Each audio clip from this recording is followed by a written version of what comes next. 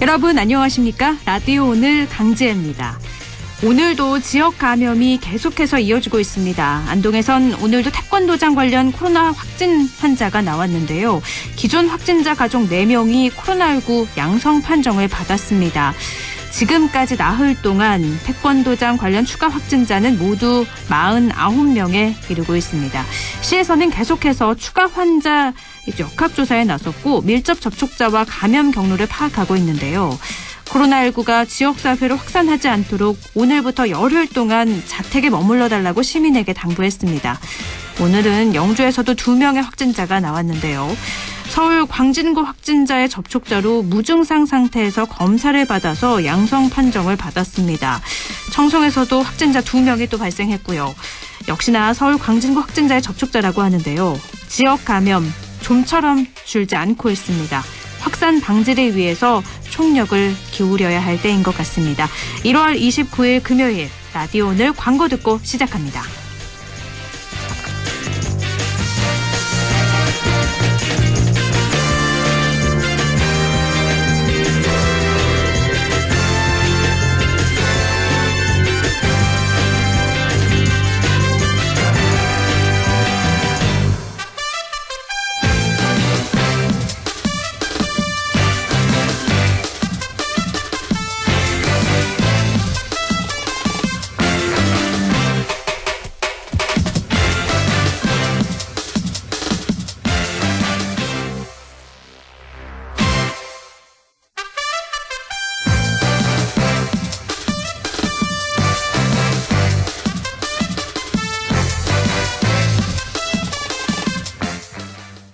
자, 따라해보세요. 이카운트 ERP 4만원 회계관리, 이카운트 ERP 4만원 재고관리, 이카운트 ERP 4만원 생산관리. 사업 성공 함께해요. 이카운트 ERP의 모든 기능을 월 4만원에 드립니다. 이카운트 가입비 부가세 별도. 평범한 일상이 포레나를 만나면 출근은 더 빠르게, 휴식은 광교산 숲세권에서, 생활 인프라는 완벽하게 한화 포레나 수원장안에서 가장 앞선 일상으로. 특별한 일상의 시작 포레나 한화 포레나 수원장안 1644-5060 한화건설. 1월 29일 금요일 라디오 오늘입니다. 일부 성공회대 최진봉 교수와 함께하는 시간이죠. 한 주간의 시사 이슈 진단해보는 최진봉의 시사포커스 만나보겠습니다. 2부 이슈 오늘에선 해발 350m 영주 소백산에서 한라봉 재배를 성공했다고 하네요. 영주시 농업기술센터 연결해서 이 이야기 나눠보도록 하겠습니다. 그리고 LNS 자산운용 조진희 이사와 함께하는 부동산에 관한 궁금증 풀어보는 시간, 조진희의 부동산 매거진 준비가 돼 있습니다. 라디오는 생방송 놓치신 분들은요, 유튜브로도 다시 들으실 수 있습니다.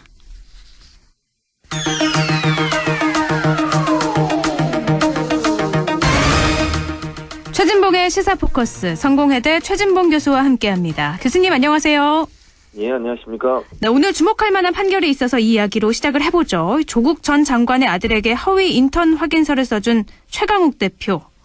1심 판결에서 재판에서 징역 8개월에 집행유예 2년의 유죄 선고를 받았는데, 최종 확정되면 의원직을 잃게 되는 정도잖아요. 네, 그렇죠. 만약에 확정이 되면 그렇고요. 아마 항소를 할 것 같고요. 대법원까지 할 것 같은데, 논란이 있긴 합니다. 그러니까 최강욱 대표는 본인은 인턴을 분명히 했고, 그러니까 시켰고, 인턴을 한 상황에서 발급이 됐다고 주장을 하고 있고요. 네. 그러나 이제 검찰이나 법원 입장에서는 검찰은 이게 인턴을 제대로 안 했는데 인턴 확인서를 써줬고 그걸 가지고 대학에 입시에 활용을 했고 그 입시에서 이게 이제 영향을 미쳐서 결국 합격이 돼서 대학의 업무를 방해했다. 그래서 업무 방해 혐의로 지금 재판을 받았거든요. 네. 그래서 재판부도 그렇게 인정을 했죠. 그래서 이제 차후에 어떤 이제 재판의 결과가 나올지 좀 지켜봐야 될 것 같고요. 논란 아까도 말씀드린 것처럼 의견이 서로 다른 점, 또 하나의 쟁점은 이게 표적 기소라고 얘기를 했어요. 네. 그러니까 최강욱 대표는 이렇게 주장을 했는데 그것도 받아들여지진 않았어요. 법원에서는. 그러니까 특정인을 대상으로 해서 기소를 무리하게 했고 그것이 정상적인 기소의 방법이 아니라 좀 예외적인 기소였다라는 부분을 항의를 했음에도 불구하고 결국 법원은 그걸 받아들이지 않은 상태다. 이렇게 말씀드릴 수 있습니다. 그럼 1심 재판에 대해 최강욱 대표는 여전히 어떤 입장을 취하고 있나요? 일단 그 같은 입장이에요. 최강욱 대표는 이게 표적 기소라고 하는 부분을 본인은 이제 계속 주장을 하고 있는데 이제 네. 그게 좀 논란이 될 수 있는 사안이 뭐냐면 그 최강욱 대표가 표적 기소라고 얘기하는 이유가 뭐냐면 이게 원래 이제 서울중앙지검에서 수사를 해서 했는데 지검장, 즉 이성윤 지검장이 서울중앙지검장이지 않습니까? 네. 이성윤 지검장의 결재나 지시가 없는 상태에서 윤석열 총장이 바로 수사 담당 검사에게 기소를 지시를 했고 그렇게 기소가 이루어졌다는 거죠. 네. 검찰청법에 보면 담당 지검의 지검장의 어떤 지시나 아니면 결재를 득해서 기소를 하게 돼 있는데 윤 총장이 직접 한 거가 문제다 이렇게 지금 문제를 제기했는데 네. 판결문을 보면 법원에서는 검사 동일체 원칙을 얘기를 했어요. 모든 검사는 동일하기 때문에 지검장이 지시한 거나 아니면 검찰총장이 지시한 거나 동일한 거다. 그 검찰 재량이다 얘기했죠. 뭐 이런 거잖아요. 네. 그렇게 얘기했는데 이제 그게 논란이 될 수는 있잖아요. 네. 그럼 뭐 그걸 반대로 이렇게 하면 검찰총장이 원하면 누구든 본인이 그냥 지검장 거치지 않고 바로 혼자 지시해서 수사를 할 수도 있고 기소를 할 수도 있는 거 아닙니까? 네. 근데 검찰총장이 신도 아닌데 모든 상황에서 본인이 모든 걸 결정한다면 만약의 경우 뭐 윤 총장이 제가 그렇다는 말씀 드리는 건 아니고요. 네. 정치적으로 어떤 특정한 목적이 있어서 특정에 대한 기소를 했을 경우에 그럼 지검장들은 전혀 거기에 대해서 반대하거나 아니면 문제를 제기할 수 있는 상황이 안 되는 거잖아요. 그 절차나 체계가 결국 한 단계를 건너뛰고 위에서 바로 지시하는 거에 되는 거니까 그런 문제에 대해서는 논란이 될 수는 있는 상황이다 이렇게 말씀드릴 수 있습니다. 논란은 그럼 계속될 것 같은데요. 네. 이번 판결로 인해서 조국 전 법무부 장관에게까지 뭐 불똥이 튈 수밖에 없을 것 같아요. 영향을 분명 미칠 것 같은데요. 그렇죠. 이제 왜냐면 조국 전 장관이나 정경심 교수 재판을 받고 있는데 그 재판도 이와 연관이 돼 있어요. 그러니까 네. 부정 입학 관련의 재판을 받고 있거든요. 근데 이번 재판의 결과가 이게 뭐 지금 현재 재판의 결과로만 보면 부정 입학이 있었다고 볼 수 있는 정황인 거잖아요. 결국은. 네. 그래서 결국 정경심 교수나 아니면 조국 전 장관의 재판에 영향을 미칠 수밖에 없죠. 왜냐면 이 최강욱 대표가 어쨌든 정상적인 방법이 아니라 다른 불법적인 방법으로 인턴 증명서를 써줬다. 이렇게 지금 재판부가 판결을 내렸기 때문에 네. 이 부분이 이제 정경심 교수 재판이나 그다음 조국 장관 재판에 전 장관 재판에는 부정적인 영향을 미칠 가능성이 높다고 보여집니다. 별건으로 기소됐긴 했지만 네. 같은 증거를 놓고 하는 거기 때문에 아무래도 조국 전 그렇죠. 장관에 대해서도 좀 유리하지 않은 쪽으로 흘러갈 것 같은 상황이네요. 알겠습니다. 네, 그리고 또 하나 중요한 판결이 나왔죠. 이 판결에 네네. 대해서도 이야기를 나눠볼까 하는데요. 1년 가까이 이어오던 고위공직자 범죄수사처 위헌 논란 마침표가 네. 찍히는 헌법재판소의 결정이죠. 네, 그렇습니다. 지금 말씀하신 것처럼 사실 이제 공수처가 법이 통과가 된 이후에 지금의 국민의힘에서 그게 잘못됐다라고 계속 문제를 제기하고 헌법소원을 냈었어요. 네. 근데 헌법재판소에서 그건 타당하다 이렇게 결론을 내렸죠. 그러니까 공수처가 일단 우리가 사법부, 입법부, 행정부 세 가지로 나눠져 있잖아요. 네. 그 어느 곳에도 포함되지 않는다라고 문제를 제기했는데 헌법재판소의 재판관들은 이건 행정부의 한 소속된 기관으로 볼 수 있다라고 얘기를 했고요.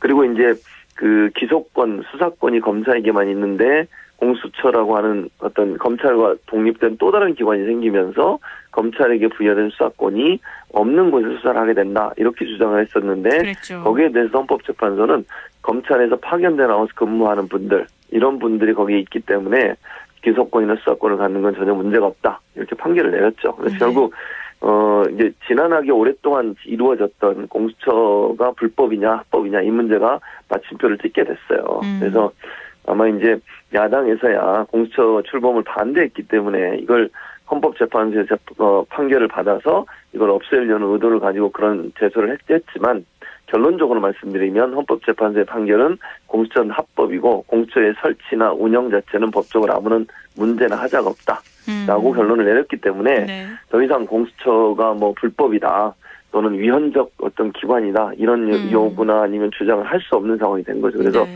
합법적으로 진행될 수 있는 어떤 틀이 마련됐다고 볼 수 있을 것 같습니다. 업무 특성상 독립기구일 뿐이고 권력 분립 위반 아니다 이런 결정인 건데 말씀하신 것처럼 국민의힘에서는 그동안 공수처장 추천인 과정에서라든지 뭐 여러 과정에서 공수처 설립 법안이 위헌이기 때문에 이거는 처음부터 위헌이니까 논의할 수 없다 이런 반응이었는데 그랬었죠. 네, 그럼 국민의힘은 지금은 어떤 입장인가요?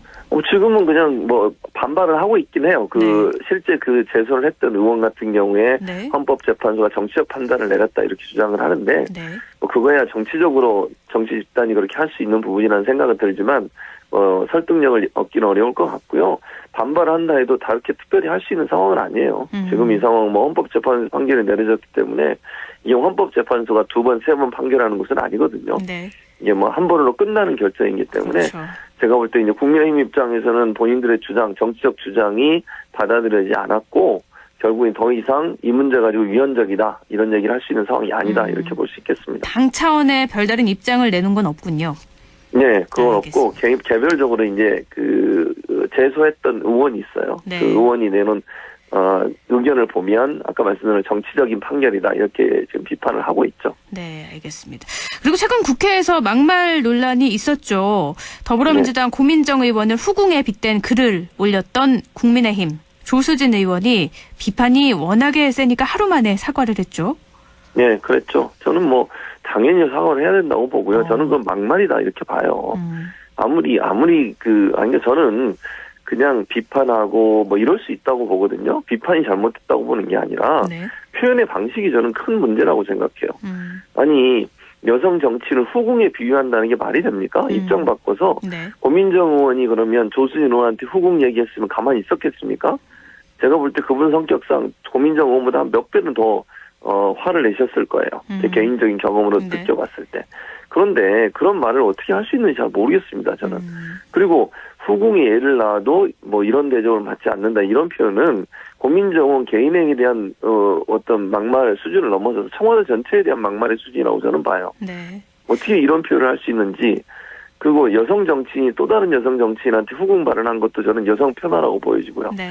그러니까 중요한 건 뭐냐면 얼마든지 비판할 수 있고 자기 주장을 얘기할 수 있는 거죠. 그걸 막자는 게 아니지 않습니까? 표현하는 방식이라든지 쓰는 용어의 차이의 문제인 것이죠. 국회의원 정도 됐으면 좀 품격을 갖춰서 비판을 해야죠. 뭐 그렇게 꼭 막말을 해야만 비판이 되는지 저는 도저히 이해가 안 되고요. 도리어 그런 막말을 통해서 비판을 하다 보면 본인이 하려는 비판의 본질이 훼손돼서 도리어 본인이 부메랑으로 또 비판을 받는 거예요.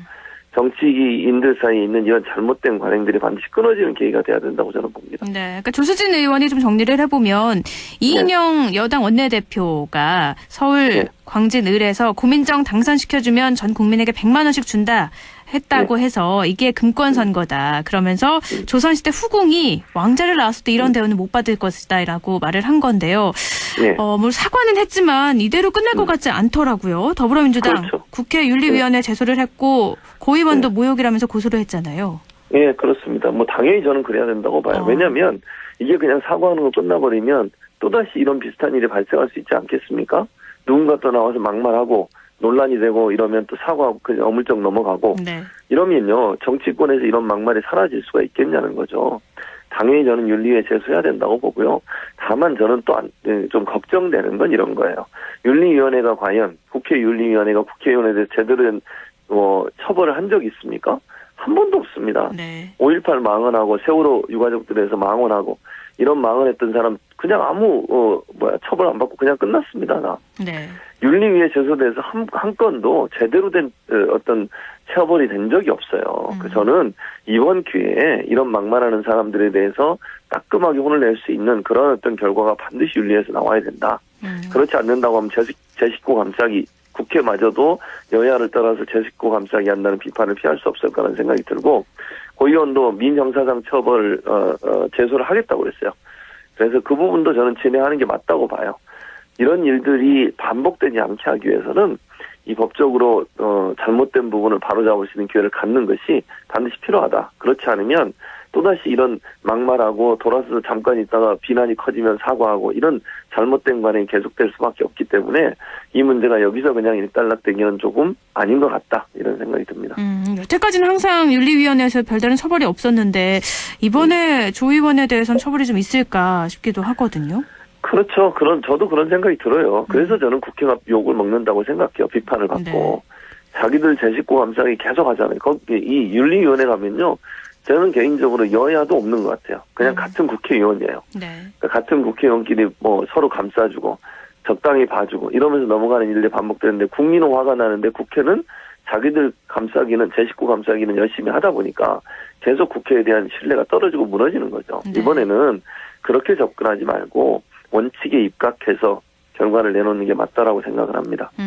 뭐 의미야 어떻든 간에 이렇게 막말을 했다면 잘못된 부분에 대해서는 그 마땅한 처벌을 받아야 된다라는 입장이신데요. 이 얘기는 이쯤 하고요. 4월 보궐선거 얘기로 넘어가 보죠. 현재 여권 서울시장 후보 누구에게 유리한 상황인가요? 지금 뭐 현재 상황만 보면 여권은 이제 현재 상황으로 말씀을 드리는 겁니다. 왜냐하면 네. 이게 언제든지 추이는 변할 수 있고 결과는 바뀔 수 있는 거니까 박영순 장관에게 유리한 상황인 건 맞아요. 그런데 이게 이제 정책 대결을 하고 시간이 지나고 이러면서 어떻게 갈지는 조금 지켜봐야 된다고 저는 보는데 네. 좋은 현상, 제가 개인적으로 볼 때 좋은 현상은 정책 대결이 이루어지고 있다는 거예요. 예를 들면 상대방에 대한 네거티브 전략이나 비방이나 이런 거보다는 서로가 서로에게 정책을 좋은 정책을 내놓으면서 경쟁하는 모습을 보여주는 것은 긍정적인 평가를 받을 수 있거든요. 네. 그래서 시너지 효과가 일어날 가능성이 있어요. 서로에게 두 후보 모두에게 좋은 영향을 미칠 수 있는 요소가 될 수 있기 때문에 저는 지금의 이런 경쟁 구도가 계속되는 것이 두 사람에게 유리하고 또 좋은 결과를 얻을 수 있는 기회가 될 것이라고 생각을 합니다. 박영선 전 장관이 좀 유리할 거라고 얘기를 하셨는데 우상호 의원보다 네. 박영선 장관이 우위에 있는 배경은 뭔가요? 지금 현재로 보면 네. 저는 이제 대중적인 지지도가 아무래도 우상호 인지도가, 의원보다는 약간 높고 그다음에 이제 중소기업 벤처부 장관을 하면서 이제 여러 가지 성과들이 있거든요. 네. 그런 성과들을 적극 활용하고 있어요. 그래서 이제 그런 부분들이 이 인식 제가 말씀드린 이제 사실 이게 50-50 정도 하거든요. 이번에 50-50라고 제가 얘기하는 것은 권리당원 50% 그다음에 일반 시민들 50% 이렇게 해서 후보를 선출을 해요. 네. 그런 과정이라고 하면 대중적 인지도나 아니면 국민들에게 이미지가 조금 더 긍정적으로 평가받고 있는 박영선 장관에게 유리한 상황으로 진행되고 있다고 볼 수 있겠죠. 아까도 말씀드렸어요. 다만 그럼에도 불구하고 우상호 의원이 물론 뭐 이제 다선이긴 하지만 박영선 장관보다는 대중적 지지도가 좀 약간 떨어지는 상황이에요. 지금 그걸 네. 얼마나 끌어올리나에 따라서 저는 이제 이게 바뀔 수도 있는 상황이 될 수도 있다. 그래서 지금 상황에서는 박영선 장관이 대중적 인지도와 중소기업 벤처부 장관하면서 했던 여러 가지 성과들이 긍정적 평가를 받으면서 조금 더 후한 점수를 받고 있는 상황이 아니겠나 이렇게 봅니다. 네, 물론 선거 전까지는 누가 이길지는 그럼요. 표를 봐야 알 수 있는 거니까요. 맞습니다. 네, 알겠습니다. 야권은 조금 더 복잡하잖아요. 안철수 네, 그렇죠. 국민의당 대표 서울시장 후보 등록을 마쳤는데 반응이 좀 싸늘해요. 네, 제가 볼 때는 그 단일화 협상은 국민의힘이 자체적으로 후보를 선출하고 그리고 나서 단일화 협상이 될 것 같아요. 네. 그리고 국민의힘은 철저하게 무시 전략을 한다고 저는 보거든요. 안철수 대표는 계속 뭔가 얘기하죠. 지금부터 단일화 협상하자고 그래요. 아직 국민의힘 후보가 뽑히지도 않았는데 네. 지금부터 단일화. 왜냐하면 본인은 관심을 받아야 되거든요. 여론의 조명을 받아야 되는데 지금 보면 안철수 대표는 거의 조명 받게 많이 있어요. 지금은 국민의힘 후보들 사이의 경쟁, 국민의힘 후보들 사이의 어떤 활동 이 부분에 여론의 어떤 관심도가 집중이 되고 있잖아요. 네. 그래서 안철수 대표 입장에서는 가능한 한 본인이 뭔가 한마디 하고 이번 뭐 조수진 의원 사건에 있어서도 뭐 한마디 하고 예컨대 이런 것들을 통해서 본인에 대한 여론의 조명이 좀 더 많이 오길 바라는데 왜냐하면 본인은 지금 경쟁의 그 상황이 아니잖아요. 네. 기다리고 있는 상황 아니겠습니까? 그렇죠. 그럼 언론은 사실 경쟁을 하고 있는 곳에도 집중해서 조명을 할 수밖에 없다 보니 안철수 대표가 여론에 이제 많이 노출이 안 되고 있는 상황이에요. 그래서 어찌 보면 저는요 국민의힘은 철저히 무시 전략을 하면서 당내 후보들이 좀 더 많이 노출되도록 하는 전략을 세우고 있는 게 아닌가 그렇게 보여집니다. 그러니까 야권의 핵심은 단일화 문제를 어떻게 결론 지을지인 것 같아요. 그렇죠. 그 문제가 저는 가장 큰 이슈가 될 거라고 봅니다. 네. 물론 1차적으로 이제 경선에서 누가 되느냐도 관심이 되지만 막판에 이제 선거 임박해서 안철수 대표와 그다음에 국민의힘 후보 간에 어떻게 단일화를 할 거냐. 저는 이 문제가 그렇게 잘 쉽게 넘어가지 않을 거라고 순조롭진 않을 보거든요. 것이다. 네. 그럼요. 순조롭지 않을 거라고 저는 봐요. 상당히 큰 파열음이나 잡음이 있을 거고요. 그렇게 되면 저는 지지율이 더 떨어질 가능성이 있어요. 이게 아름답게 잘 마무리되면 지지층들이 결집을 하고 또 중도에서 어느 정도 호응을 하겠지만 서로가 이제 그 삿바 싸움이라고 보통 그러죠. 자기한테 유리한 단일화 어떤 그 환경 또는 단일화 방법을 찾기 위해서 서로 양보를 안 하고 계속 공격을 하고 이렇게 되면요. 피로감이 높아지거든요. 유권자들은. 네. 그러면 결국 이게 지지율은 떨어질 수 있고 또 하나는 이게 단일화를 물론 하는 쪽으로 갈 거라고 봐요. 왜냐하면 단일화를 안 하면 패할 가능성이 높다고 판단하기 네. 때문에 단일화를 할 텐데 그게 막판까지 가서 안 될 가능성은 전혀 배제할 수는 없어요.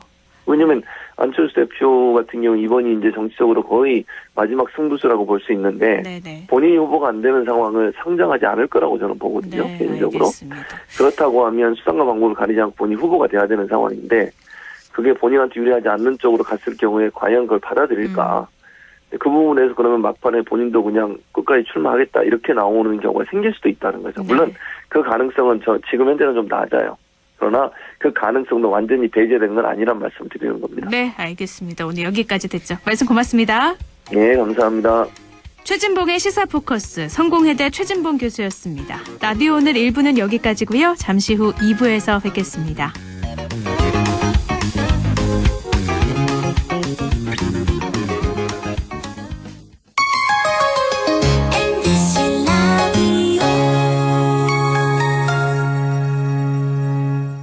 할인점보다 더 실속 있고 편의점보다 더 편리하게 살 수 있는 곳. 시장보다 더 정이 넘치고 백화점보다 더 품격 있는 곳. 이런 곳이 없을까요? 네, 우리 동네 우리 할인점 홈마트가 있습니다. 지난 25년간 항상 고객과 함께한 홈마트. 용상점, 자이점, 신용주점, 서천점에서 새롭게 고객님께 다가갑니다. 홈마트. 확진자를 간호했다는 이유로 빈집에서 자가격리를 한 간호사. 코로나 의심 증상만으로 최종 면접의 기회를 포기한 취준생. 생업을 걱정하기보단 완치 후 백신 개발을 위해 혈장을 기증한 부부. 확진의 기로에서 확신으로 스스로를 멈춰준 사람들. 고맙습니다. 당신의 확신이 수많은 확진을 멈췄습니다.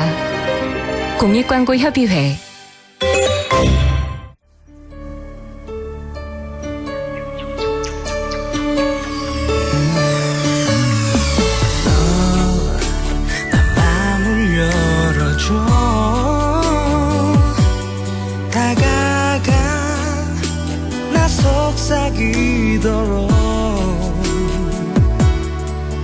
언제나 내 생각으로 행복해야 해요.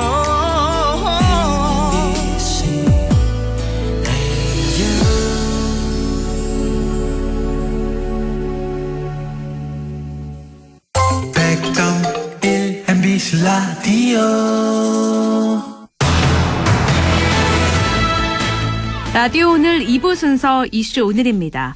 지구온난화로 아열대 작물 재배지가 갈수록 북상하고 있죠. 최근 영주시 소백산에서도 한라봉 재배를 성공했습니다. 영주시 농업기술센터 강희훈 기술지원과장 연결해서 얘기 나눠보겠습니다. 과장님 안녕하세요. 예, 안녕하십니까. 네, 이 한라봉 하면은 제주도에서만 나는 줄 알았는데 영주에서도 이 한라봉 재배에 성공했다고요. 경북 최북단이잖아요. 예, 그렇죠. 맛이 좀 어때요? 예, 우리 그 영주 지역은 그 경북 최북단에 위치하고 있습니다. 네. 네, 그것도 뭐 해발 한 350m쯤 되는 그 소백산 도설봉 자락에서요. 그 한라봉이 그 생산될 거라고는 좀 상상하기 힘드실 텐데요. 예, 오늘 우리 영주 지역 그 최저 온도가 야가 13도였습니다. 예. 그 2018년도에 그 처음 실증 시험을 수행할 때 과연 재배가 가능할 것인지 아니면 또 품질 면에서 그 남부 지역과 과연 경쟁이 가능할 것인가를 진짜 많이 고민했습니다. 네. 네, 3년이 지난 지금 뭐 평가를 해보면 그 재배도 가능하고 또 품질 또한 그 우수한 걸로 평가를 하고 있는데요. 이 영주 한라봉의 맛은 글쎄 좀 더 신선하면서도 좀 새콤 달콤한 맛이라고 그렇게 표현을 하고 싶습니다. 아무래도 제주도보다는 조금 추운 데서 자라는 걸 테니까요. 왠지 조금 예. 더 상큼하고 막 이럴 것 같은 느낌은 예. 드는데요. 어떻게 예. 이렇게 영주에서 한라봉을 재배할 생각을 했을지가 저는 굉장히 신기하거든요. 예. 사실 우리 지역에 보면 하회 재배 농가나 이런 분들이 많으신데요. 네. 근데 이분들이 거의 노령이신 분들이에요. 네. 그래서 이 인력이라든가 그다음에 노동력 이런 것들이 상당히 문제가 되고 있는 그런 상황이거든요. 그래서 이 사실 영주 같은 경우에는 가수를 재배하신 분들이 많은데 네. 이제 이분도 이제 가수를 재배하셨던 분이거든요. 네. 이제 가수를 하다 보니까 연세가 드시고 노동력이 많이 들고 힘도 들고 해서 뭔가 좀 새로운 것을 좀 도전해보고 하고 싶어서 네. 예 그렇죠. 그래서 우리한테 이제 그 문의를 하셨는데요. 그래서 우리가 이제 경주 쪽 안동 쪽에 지금 그 한라봉을 재배하고 있는 농가가 있는데 네. 그 이분들하고 우리가 이제 그 미팅을 추진했습니다. 네. 그렇다 보니까 이제 뭐 가수 쪽보다는 그 노동력이 한 3분의 1 정도밖에 안 들고 또 뭐 실질적으로 지금 난방이 문제라서 그렇지 또 난방도 저희가 실증 시험을 해보니까 연간 한 130만 원 정도밖에는 소요가 안 돼요. 네. 그래서 이 인건비라든가 이런 것들을 다 감안했을 때 충분히 경쟁력이 있다. 한번 해보시는 것이 어떠냐라고 권유를 했습니다. 네. 그래서 그분이 이제 처음 도전을 하게 되었죠. 그랬군요. 그러니까 경쟁력이 좀 충분히 있다라는 계산 하에 연구를 예. 통해서 이제 성공을 한 건데 그렇다면 이 한라봉 또 레드향도 하고 있잖아요. 재배 규모는 어느 정도죠? 지금 영주에서는 이 한 분밖에는 없어요. 지금 현재 그 기존에 갖고 있던 그 시설 하우스에 네. 2,000제곱미터거든요. 네. 그래서 지금 레드향 150주, 한라봉 150주 이렇게 두 동을 지금 재배 중에 있습니다. 그래서 원래 그 지금 레드향은 한 2.5톤 정도를 생산했고요. 네. 그래서 지금 판매를 완료했습니다. 그리고 한라봉은 현재 이제 판매 중에 있는데 한 3.5톤 정도 그렇게 예상을 하고 있습니다. 그렇군요. 레드향 2.5톤은 벌써 생산해서 판매를 완료했다고 하셨는데 인기가 좀 많은가 봐요. 예. 예, 지금 처음에는 이 소비자분들께서 네. 이 호기심에 설마 영주 소백산 밑에서 무슨 맛인지 생산이 꼭 맛보자 이런 마음으로 좀 사셨을 것 같긴 하거든요. 예, 맞습니다. 좀 호기심에 좀 구매를 네네. 많이 하셨는데요. 또 이 구매를 하셔가지고 또 뭐 소비를 해보시니까 네. 실질적으로 당도가 제주도보다는 엄청나게 많이 높거든요. 사실 지금 제주도의 1등품 기준이 당도가 12브릭스고요. 네. 그다음에 산도는 1도 이하인데 우리 영주 같은 경우에는 한 14브릭스에서 15브릭스까지 나오고 있습니다. 네. 예. 그래서 재구매율이 상당히 높습니다. 14브릭스, 뭐 15브릭스 이렇게 나올 정도면 정말 달고 맛있다는 건데. 예. 사실 기존 재배 지역에서 뭐 이미 많이 재배되고 있기 때문에 좀 경쟁력을 갖추기 위해서는 이 품질로밖에 승부할 수 없는 구조긴 하잖아요. 예, 그렇죠. 근데 특별한 경쟁력이 따로 있을까요? 품질이 그만큼 뛰어나다. 자신하는 건가요? 예. 네. 그 영주는 그 전국에서요, 일조량이 3번째로 높은 지역입니다. 네. 또한 이 일조량이 높다는 얘기는 그만큼 당을 집적할 수 있는 그 강합성을 많이 할 수 있는 그런 구조거든요. 네. 또한 제주도 같은 경우에는 토양이 그 하산적 토양입니다. 그래서 영양분이라든가 물 빠짐이라든가 이런 것들이 너무 많이 일어나서 그렇게 많이 당을 집적할 수 있는 그런 토양은 아니거든요. 네. 예, 또한 우리 그 영주 같은 경우에는 주야간 온도 차가 제일 큽니다. 그래서 온도 차에 의한 당 집적 뭐 이런 것들이 높다고 볼 수 있죠. 그래서 보다 좋은 품질의 그 한라봉을 재배할 수 있는 자연 조건을 가지고 있다고 볼 수 있습니다. 이렇게 말씀 들어보니까 왜 그동안 한라봉을 재배하지 않았을까 막 아쉬움이 생길 정도로 굉장히 뭐 입지적으로도 좋은 조건을 가지고 있는 것 같은데요. 근데 예. 처음에 시작이 어렵잖아요. 그래서 성공하기 예. 위해서 많은 연구나 실험도 진행을 하셨다고 들었거든요. 예, 맞습니다. 처음 그 실증 시험을 수행할 때 사실 리스크가 너무 컸거든요. 네. 그래서 이 상대적으로 초기 비용을 좀 낮추기 위해서 이 기존에 이제 비어있는 그 시설들을 좀 활용해서 하려고 그렇게 준비를 했습니다. 네. 그러다 보니까 이 기존의 그 시설들 토양은 이 염류라든가 pH라든가 이런 것들이 많이 쌓여 있거든요. 네. 그래서 이 토양을 좀 개량을 해야 됩니다, 사실. 우리 저 왕감류에 적합한 토양으로 네. 그 보정을 해야 되고, 그 다음에 또 우리 지역에 맞는 그런 재배 수행이라든가 그 전지 방법 등을 이제 연구를 상당히 많이 했습니다. 예. 그래서 지금 이제 그 이번에 첫 수확을 했으니까 뭐 이런 그 데이터들을 잘 활용해가지고 그 앞으로도 실증 시험에 계속 그 수행할 그렇게 예정입니다. 땅이 좋긴 한데 그래도 한라봉에 맞게 조금은 환경을 좀 바꿔야 되는 거군요. 예, 그렇죠. 예. 기존 시설을 활용하다 보니까 네. 그동안에 이제 그 다른 작물을 재배하면서 퇴비라든가 비료라든가 이런 것들을 많이 줬기 때문에 네. 토양이 많이 이제 산성화되어 있거든요. 네. 네, 그래서 그렇습니다. 이렇게 말로만 들어도 연구 실험 굉장히 많이 하셨을 것 같은데요. 근데 예. 영주가 제주도에 비해서 평균 기온은 훨씬 낮잖아요.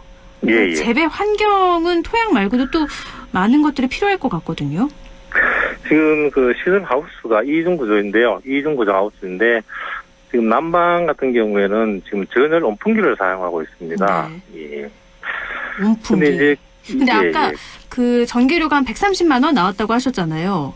예, 이게 예. 적게 드는 수준인가요?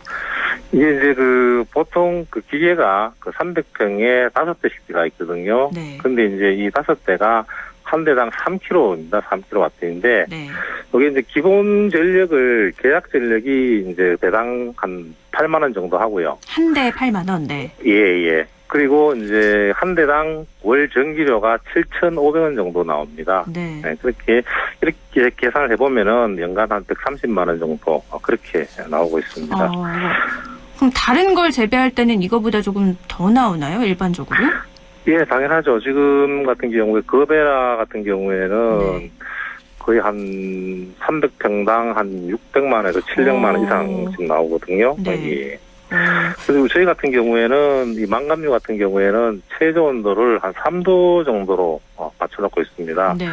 그리고 이제 그 11월 하순부터 보통 2월 하순까지 3개월 정도만 난방을 하고요. 네. 그 나머지는 난방을 하지 않습니다. 뭐 이런 것만 봐도요. 노동력도 3분의 1로 줄어든다고 하셨잖아요. 그리고 예. 전기료도 적게 들고 뭐 난방도 3개월만 하면 되고 참 왜 이제 나 계속 아쉬움이 들 정도로 축하할 일인 것 같은데요. 또 많은 분들은 또 우리 지역에서 이렇게 한라봉이 나온다니 하면서 더 많이 찾으실 것도 같아요. 또 다른 예. 계획이나 또 덧붙이고 싶은 말씀도 있으실 것 같아요.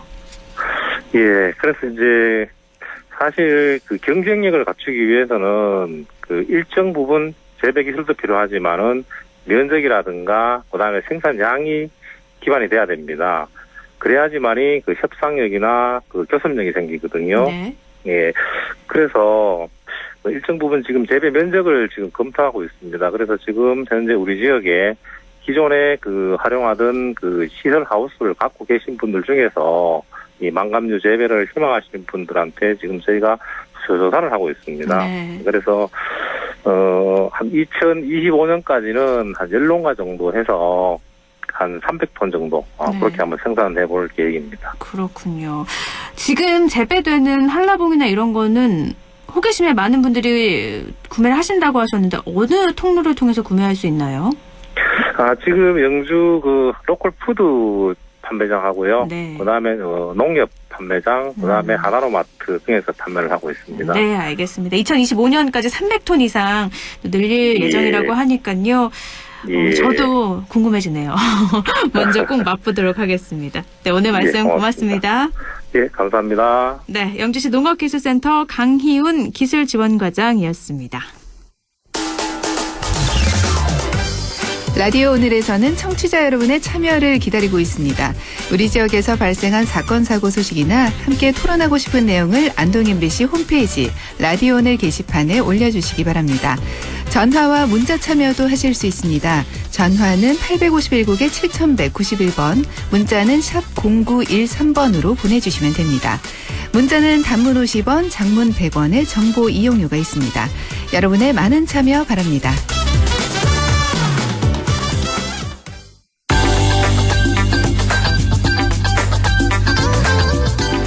조진희의 부동산 매거진 시간입니다. 어제 국토부에서 아파트 하자 보증 관련한 정책 또 주택 매매 가격 조작 방지를 위한 개선책을 발표했는데요. 이 부분에 대해서 이야기 나눠보도록 하겠습니다. LNS 자산운용 조진희 이사 연결합니다. 이사님 안녕하세요. 네, 안녕하십니까. 네.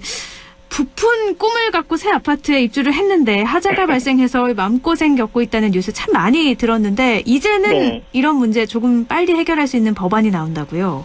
네, 28일날 이제 국토부에서 발표한 내용 중에 크게 두 가지 중에 하나가 공동주택에서 말씀하신 것처럼 이제 하자가 입주할 때 항상 하자 분쟁이 굉장히 심각했었습니다. 네. 근데 이제 이걸 항상 조정이라는 형태로 해서 했었었는데 이번에 한 40일 정도 입법 예고 기간을 두고 3월 5일 이후에는 시행할 수 있는 시행 규칙으로 개정하기로 했습니다. 네. 그래서 이제 기존에 이제 사업 주체하고 입주자 간의 하자 담보 책임을 분쟁에 의해서 조정하기 위해서 조정이라는 건 말 그대로 이제 양쪽을 불러다 놓고 얘기를 하는 건데 한쪽이 나 바빠서 못 나가 뭐 아니면 뭐 이런 이유 때문에 나는 증거가 더 나올 때까지 안 나와 이렇게 이제 거부를 하게 될 경우에는 네. 실제로 이제 신속하게 처리가 되기 어려웠던 부분들이 있었습니다. 그래서 이제 이번 개정안을 통해 가지고 하자 분쟁 조정위원회 권한을 조금 더 강화한다고 보시면 될 것 같고요. 그리고 이제 그동안 어떻게 보면 조정이라는 건 양쪽에서 이제 합의를 도출하기 위한 그런 과정이었다고 한다면 네. 이제는 좀 신속하게 구제를 진행하기 위해서 어떤 이제 그 각각의 절차대로의 어떤 시간대를 정해서 그 시간 안에 한쪽이 이행하지 않더라도 그걸 갖다가 이제 통지를 통해 가지고 빨리 처리할 수 있는 그런 기준안을 만들게 되니까 아무래도 이제 기존의 무작정 기다려지는 것 그런 형태보다는 좀 더 좋아질 수 있지 않을까 그렇게 판단되어지고 있습니다. 굉장히 반가운 소식이에요. 막 하자가 네. 발생해서 입주한 지 몇 년이 지났는데도 이사도 못 가고 그렇다고 그쵸. 수리도 못 하고 계속 네. 그런 사례가 많이 있었는데 이제는 하자 분쟁 조정위원회가 조정 기능만 하는 게 아니라 분쟁 재정을 뭐 전담하는 분과위원회 신설해서 차례차례 문제를 해결해 나간다는 건데요. 근데 네. 문제는 항상 그렇지만 이게 실효성이 있느냐 하는 거거든요. 문제는 그래도 남아있다고요? 네, 이제 신속하게 된다 하더라도 여전히 이제 하자에 대한 분쟁을 구체적으로 증빙하는 부분이 항상 어렵습니다. 네.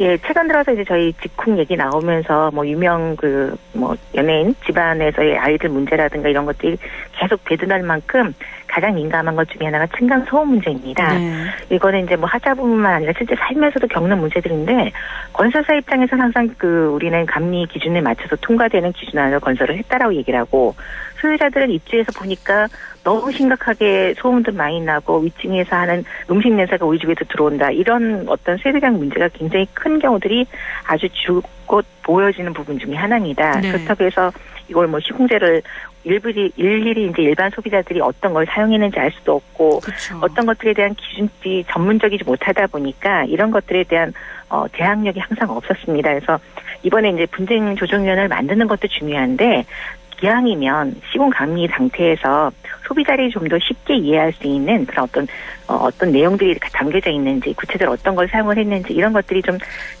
자료가 충분히 되어져야 이런 조정들도 좀 빨리 이루어지지 않을까 그런 보완이 좀 이루어졌으면 하는 바람도 있습니다.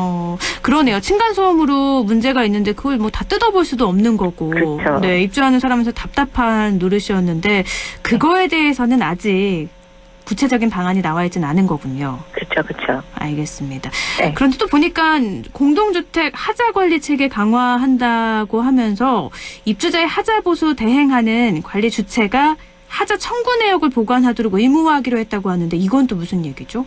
이제 의무적으로 보관한다는 게 기본적으로 이제 하자에서 문제를 제기하는 내용들이 아까 저희처럼 네.